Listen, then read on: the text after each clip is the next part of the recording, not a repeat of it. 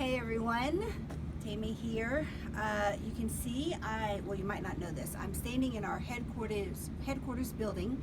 I'm sure everyone knows that we're undergoing a huge remodeling project, and as you can see, it's kind of messy behind me, but it's going to be amazing. This is the second floor where the collegiate and world missions and all the missions are going to be, along with the field service center, are all going to be on this part of the floor. But as you can tell right now, it doesn't look very inviting. It's really kind of messy. And as we go into this November month's theme of heart and identity as a leader, I think this is a good picture of what might be going on in some of your lives.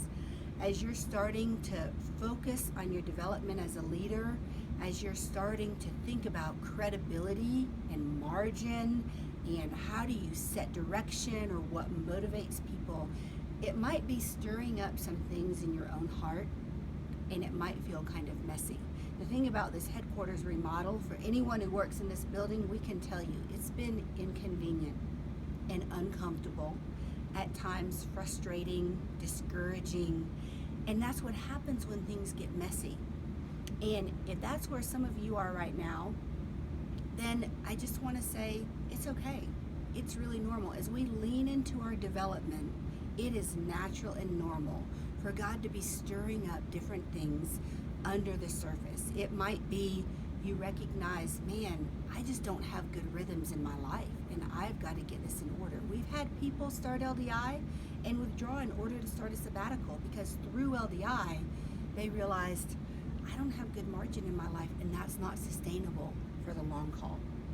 It might be that on the module in credibility, you might realize, man, I don't think I have as much credibility as I thought, and why is that? What's really going on underneath?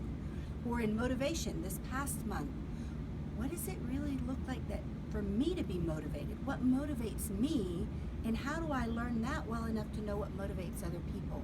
Whatever it is that the Lord is stirring up in your life, that's pretty normal, and that's the reason that we've set aside some time in November to focus the whole month on going below the waterline and saying, what's going on in your heart and in your mind? What is God wanting to say to you in the midst of the messiness?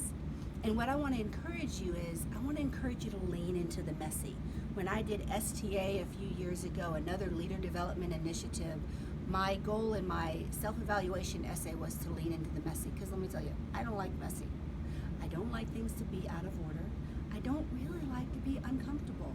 But God is teaching me even now so much about walking by faith and choosing to be uncomfortable, sometimes just for the sake of being uncomfortable, but being uncomfortable so that I can trust God more. So lean into the messy. And let me encourage you with a passage from Numbers 13. I've been reading a book by Steve Moore called 10 Leadership Conversations, and the second conversation is all about perspective. And he says, and I believe it's true, that one of the things that differentiates leaders from other people is leaders have perspective. They have God's eyes. Spiritual leaders have God's eyes, God's perspective on the situations that are going on with them and in their life. It doesn't eliminate the problem. It doesn't make it easier or go away. But it does give us perspective to see the things the way God sees them. And we see a great example of this in Numbers 13, which is one of my favorite passages. So it's when Moses chooses one leader from each of the 12 tribes. So the 12 spies go out and they check out the new land that God has promised them. And they come back and they give the report, and what they all agree on is, well, we saw giants in the land. And then they said, you know what? We look like grasshoppers in comparison to these giants. And both of those things were true. There were giants in the land, and they were grasshoppers in comparison, but only 2 of those 12 leaders, Joshua and Caleb, had God's perspective on the situation, and they said, no, we see God in this. God has said to go in and take possession of the land. That's God's perspective. Yes, there are giants. Yes, we're like grasshoppers, but let's lean into the uncomfortableness of this. They didn't say that. Scripture didn't say that. Let's lean into the uncomfortableness of this, and let's trust God to give us his eyes and to do his work in this situation. God's perspective, Numbers 13. So again, as you jump into this module in November on heart and identity of a leader, let me encourage you, it's normal.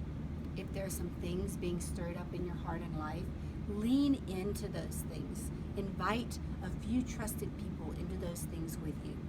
And ask God to give you perspective, His eyes on the things that are going on in your life.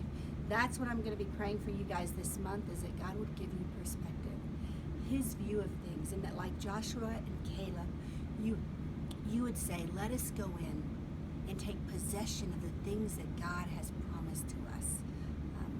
So have a great month diving into these things. As always, if you have questions, you can contact Mark or myself, Alice, Jenny, or Chris. So hopefully I'll see some of you at the National Staff Gathering, and if not, I look forward to seeing you in January. Bye.